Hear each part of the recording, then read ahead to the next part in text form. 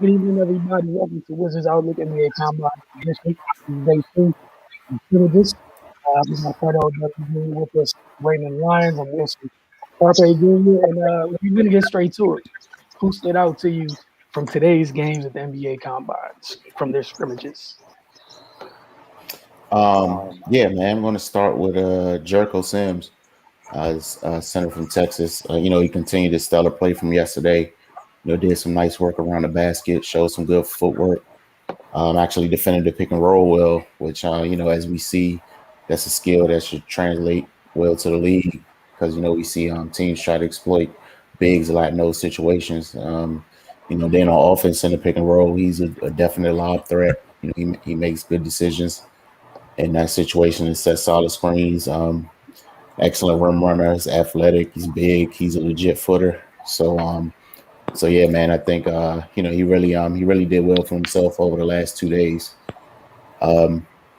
Next is AJ Lawson from South Carolina. He's just a big time shot maker. His athleticism was on full display. He defended well, had 4 steals. He showed he was willing to compete on the ball, and he made smart decisions in the team defensive concept. He finished with 17 points, 7 rebounds, 7 assists, 4 steals. Filled up the box score and showed he could do a lot of things well. Uh, Joe Wieskamp from Iowa, he was just a marksman. He moved off the ball well and showed he's a big time catch and shoot guy. And he also added 10 rebounds. Showing he's willing to get in the trenches and mix it up with the big guys. Um, David Duke Jr. from Providence. He showed some shiftiness, some good one-on-one scoring ability and athleticism. Um, I think he didn't make his presence felt yesterday, but he made sure today his name got called. Um, Moving on to the second game, Greg Brown, he had a little bit more aggressive showing than he did yesterday. He put on his athleticism. He ran the court really well and finished. I think once he fills out his body a little bit more and refines some of his perimeter skills, I think he'll definitely be effective at the next level. Uh, Quentin Grimes, a familiar name in the combine. He just reaffirmed that he's a professional scorer. He was effective with the ball in his hands and off the ball. He's super efficient. He came on even stronger today than he did yesterday. If it feel like after seeing him yesterday, he was just getting warmed up. He came out the day and scored the ball even better. Uh, Jason Preston from Ohio, more the same, just controlling the game, excellent decision maker. You know, um, for him, I see him like if he can get to a situation where he can just get drafted to a team, we can kind of ease his way into the league. Just come in and run somebody's second unit. Until he's in a position where he can get the keys. Then yeah, man, the sky's the limit for him. Uh, my core maker had another good day. You know, I'm just glad he's getting the opportunity to show that show some of that potential that he had coming out of high school. With his had a rocky college experience with getting COVID, battling injuries, and then Howard eventually shutting down their program. The of course the negativity started to swirl, but over the last 2 days, he definitely showed that he's worth the billing that he received initially. So yeah, I'm glad he was just able to come out and show that he can compete at this level. Um, Dwayne Washington Jr. from Ohio State, man, he was much more aggressive today as well. From a lot of these guys, I just kind of got the feel that yesterday was a filling out process. They really didn't know what to expect. But today, some guys seemed a little bit more comfortable, and he was one of them. He definitely brought some attention to himself. He showed some shooting ability. Was able to break his man down off the bounce. Showed good shot selection and decision making, which really was one of the things he needed to improve on from the college season. But yeah, man, he definitely had a good showing today. So yeah, man, those are the guys that kind of stood out to me. Also, Isaiah Mobley. He's effective in the low post. He's good enough shooter to function as a stretch big. and he can score off the bounce. Would like to see him hit the boards a little more for a player of his size and athleticism. But overall, he can definitely affect the game in a lot of ways. And he really came out and showed the range of his abilities today. Cardell. Yeah, I'm gonna start with Raekwon Gray out of Florida State. He's a beast. He to me he's like a cross between Draymond Green and he has Draymond Green's skill set, but more so like Ben Wallace's body. He's not the athlete that Ben Wallace was, but he's a combination of the two, and that's a hard cover. He's 6'7", 268 with a 6'10" wingspan. So he most nights will always have a matchup. A mismatch. My fault. He will always have a mismatch with somebody.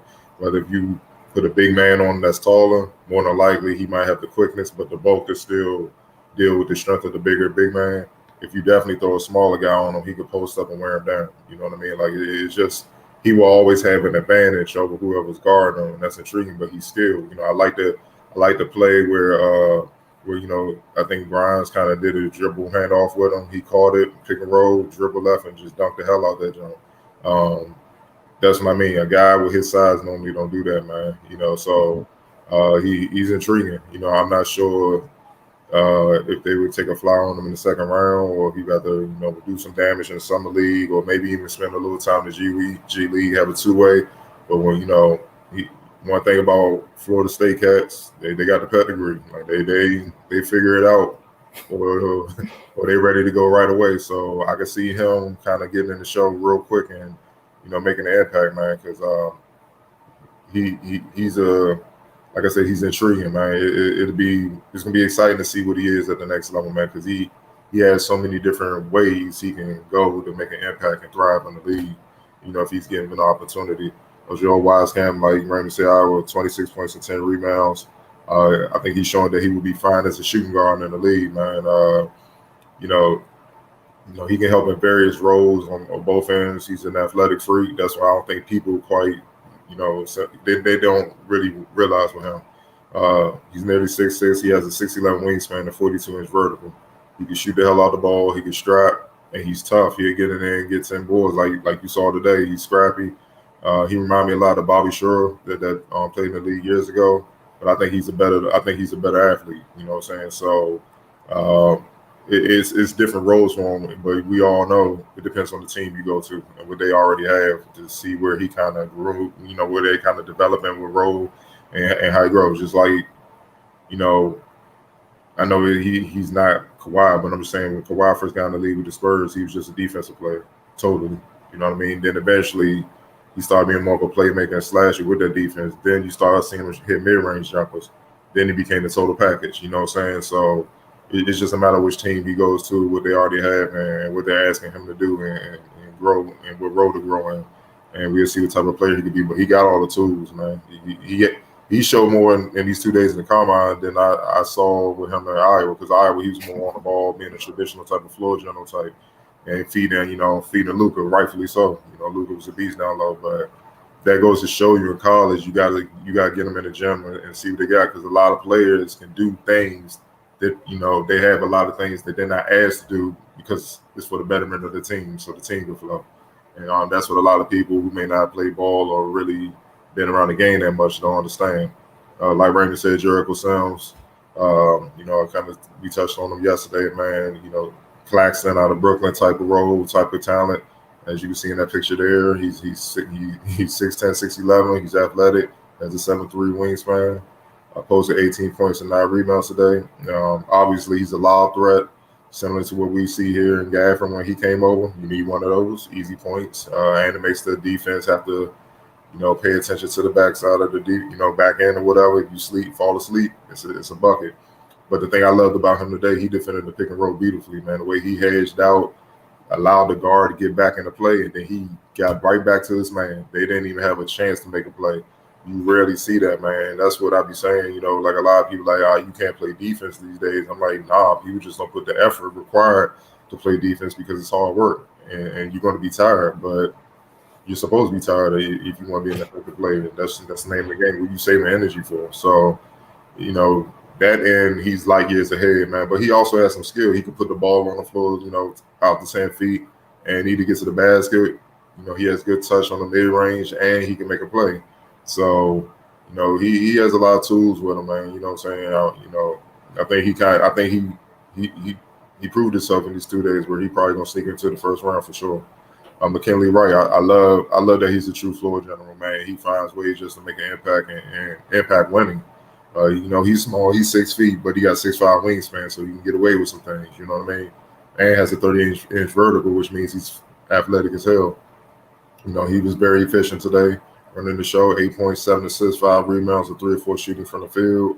I know he had 4 turnovers, but I'm not really tripping off that because you still trying to get a feel for your teammates. They pretty much threw you together for a week, and so you figure it out. You know what I mean? So, but I think he's just he's what you see in the league as far as I think he'll come in and be a quality backup right away, and I think he has the tools to also thrive on the defensive end. We all know he can run the show, find ways to score, whatnot. But I think defensively is what's going to separate him and keep him on the floor, and keep him having a job. In the association, it's a lot of teams that need a quality backup, and I think he can fill that void. Obviously, Quentin Grimes, man, like Raymond said, he's a professional scorer, man. He just gets buckets. It is what it is. 6'5" with a 6'8" wingspan. And for those who don't understand why I keep bringing up wingspan is because it allows you to play bigger than what you are. And that don't apply to all players. Some players are 6'5" with a 6'5" wingspan. That matters. You know what I mean? So, he's 6'5" with a 6'8" wingspan. You can put him on a 6'8" guy and, he can ball him. You know what I mean? And that's the whole point. 27 points with ease. It seems like, the thing I love about the way he scores the ball, he has great pace, similar to what we see from Brad Beal. You can't speed him up. You can't rush him, get him out of his element or whatnot. He takes his time, gets to a spot, makes his necessary moves, and he puts the ball in over. He's also a good defender. That's something I should have known because obviously with Kevin Sampson, you're going to have to play defense out in Houston. But, this is a different environment. And he showed that he can definitely guard on the perimeter effectively. And, offensively, I think he's just equally effective scoring off the bounce and off the ball, especially moving without the ball. And that's something that takes time for a lot of guys to figure out. We see how dangerous it is with, the boys out of Golden State, the way they can score moving without the ball. They still a threat. And, Steph, in a way, is more dangerous without the ball, especially when you got Draymond running point, you're finding them. And this guy seems to have that ability already. So I could easily see him stepping in the league and putting points on the board right away, man. And, that's just a testament to his IQ and the work he's put in to get that skill. I'm not even going to butcher my man's name. They go by his fee. Seton Hall, big man. I'm going to call him Sandro. That's his first name. Y'all know, played for Seton Hall, 6'10", 6'11", 240-pound forward. Highly skilled, and he's shifty as hell. He got moves, man. I love that Smith movie hit my man with, man. He got game, man. 12 points, 8 rebounds, 3 or 7 shooting. To me, he's a shifty Danilo Gallinari. You know what I'm saying? He got the same confidence, same skill. They actually the same size at 6'10". I think Sandro's a little bit bigger, but he got to work on his body a little bit to be able to thrive in the league consistently and guard different guys, especially when he got a hedge out and get on the perimeter and guard guards. But he got a little bit more, he grew up on the playground somewhere. He got a little bit more of that in this game. So it ain't just about popping out and shooting like Danilo with confidence, man. He'll mix you up. He'll put the ball on the floor, make you look stupid. And that's what I like about him. He's tough. He can score and shoot from all 3 levels. And he's a crafty finisher. You know what I'm saying? He's a sneaky athlete. Despite him being that big, he has a 36.5-inch vertical. So if you're not careful, he will put you in the basket. Defensively, he needs work, but offensively, he's ready to go. Kessler Edwards out of Pepperdine, 6'8" with a 6'11" wingspan, 37-inch vertical. He reminds me a lot of Grizzly forward Brandon Clark. He has all NBA defensive team potential. Super athletic and scoring transition and slashing to the basket. Needs to work on the shot and perimeter skill, but with the work, he can be a good 3-and-D guy. But right now, he can step in and be a lockdown defender, kind of what you see with Matisse Thybulle and Philly, along those guys. But his size and wingspan and everything, he reminds me a lot of Brandon Clark. They better pray they don't get him with the Memphis Grizzlies and have another one of those guys, and it just makes them much more hell we can play him. But he has that ability, man, and I think he wowed us. Even though he didn't put up a lot of points, I think that end, showed that he's an NBA prospect for real, and he's gonna get some consideration. And obviously, I'm gonna leave it with Aaron Wiggins, Maryland turf guard, smooth as they come. If Quinn Grimes was the best scorer, obviously he was. And Josh Christopher was probably second. Aaron Wiggins was right there with him, right a notch below. He had 14 points and 6 or 7 shooting. He was 2 or 3 from the 3-point range. He was solid defensively and whatnot. He's an effortless scorer, man. And teams need guys, as you can see in the playoffs. They need guys where if everything break down with the go-to guys, the role players can step in and make something happen and get buckets. And that's a role he can fit in right away, man. He was obviously Maryland's best player to me last year, and he's proven it, man. He's proven he got more in his bag than even what he showed in College Park, man. So I'm interested to see what he do in workouts, to see if he sustained and move up. But his stock definitely blew up to me a little bit more. It's just a matter if he's going to go in the first round, and if so, where. You know what I mean? So this is a deep-ass draft because there's a lot of quality players, man.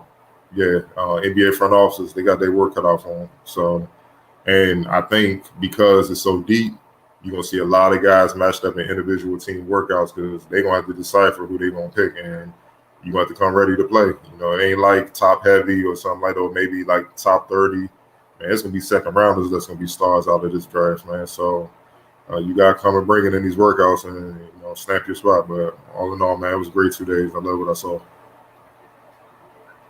Yeah, definitely looking forward to the next steps of the process as we get closer because it feels like in just a few weeks it's going to be draft night.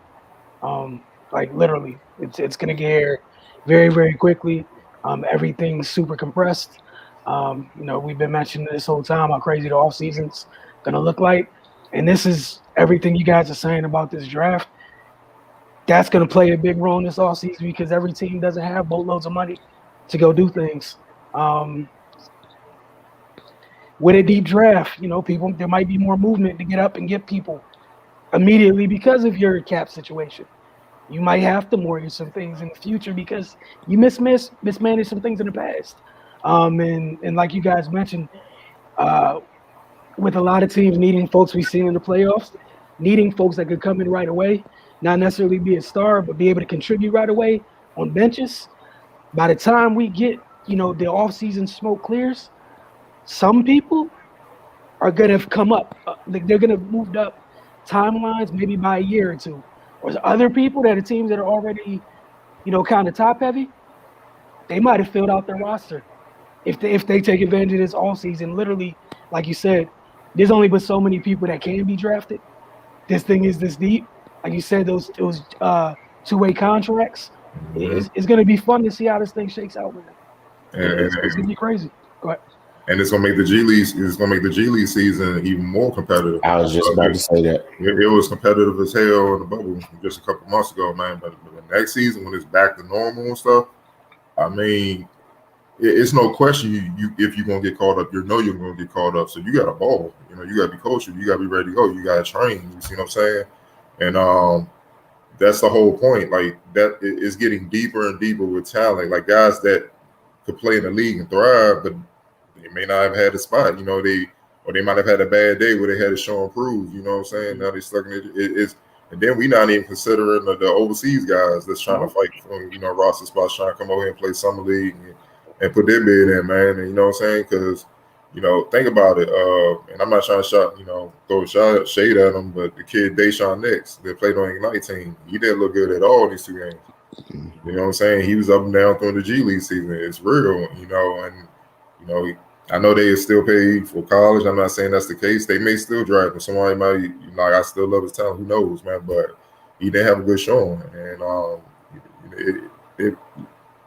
it's to the point now where it seemed like just a few years ago, people were ducking the combine, got to do all that. It's like now you better play. you better play. Like you ain't got no. I don't care what they project you as. Last year was wild. Like last year, guys, all right, they're going to be a lottery. They fell out the first round. You see what I'm saying? Guys you weren't expecting. They moved and then a lot of the front offices ended up being right because a lot of those guys that came up, like a Coral and Patrick Williams and all that, they made impacts for their teams as a rookie. So all that diva stuff and all that, man, you gotta be ready to go. You know, it's what it is, and I love it, man. It's starting to get back to what we grew up on, where it's about the action on the floor and all that stuff. All that you gotta perform, man, and that's what it's about. You gotta give the team results or next man up. You know, that's just how it works. Yeah, and it's happening all over sports. Like the pandemic's it's played a role on so many different levels, and yeah, it's kind of knocking out a whole level of this BS that was there, and kind of some of the facade that people had where, like you said, oh yeah, I'm a lock to go whatever. Now there's no more locks now.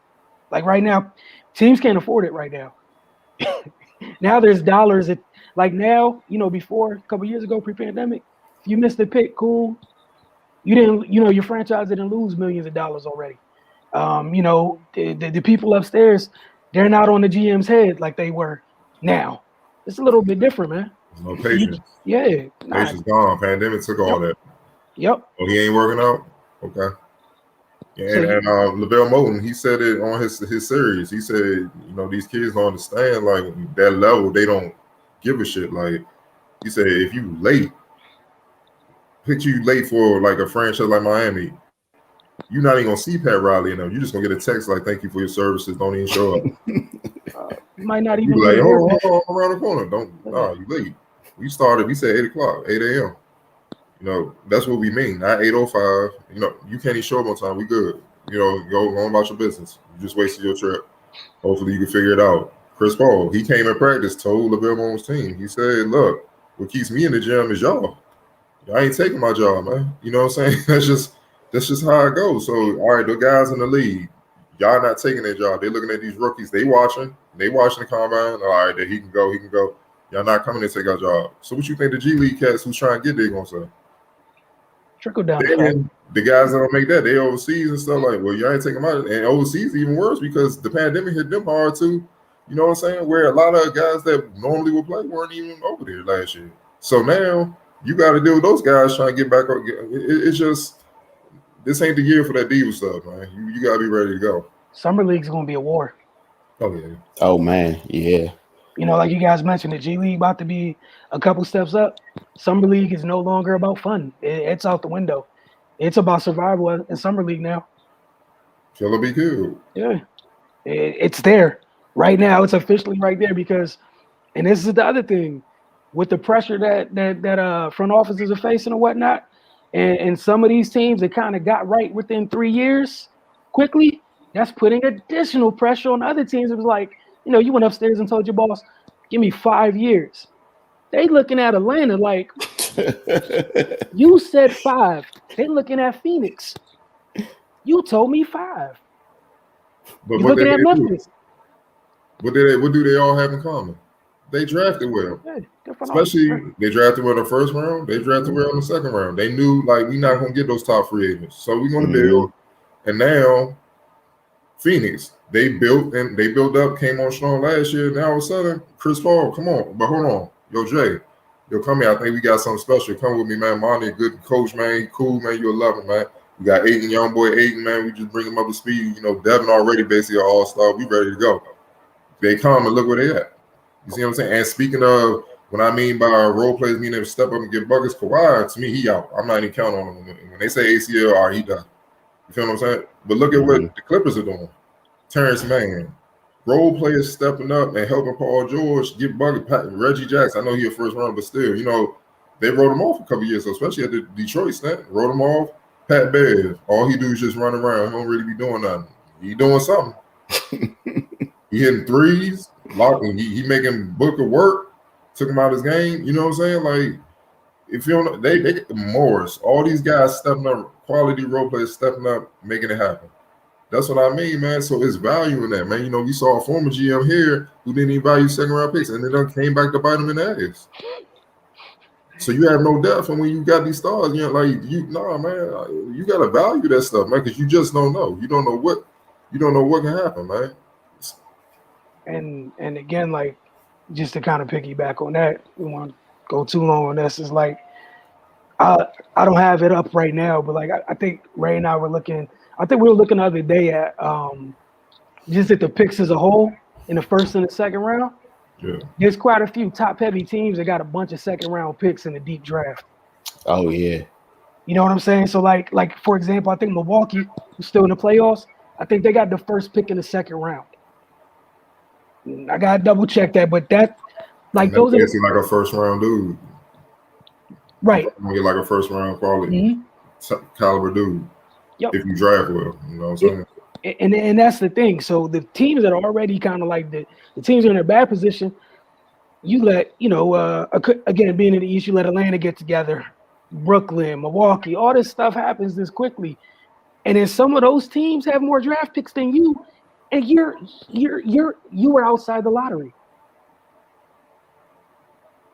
And they got more opportunities to fill the back end than they bench.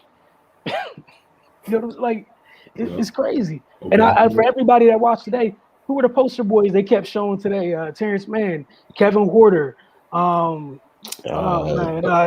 DiVincenzo. They kept showing them throughout the whole combine thing. And this is the thing, like Cardell said, going forward. It's only a handful of them that can afford not to play in this combine for the next few years coming. Like, I'm looking at Mark Dress. Think about what Jericho Sims did. They got him late in the second round. Yeah, that's the end of the first round pick right there. Yeah. Before the combine, obviously, but that's what I'm saying. That's what this does.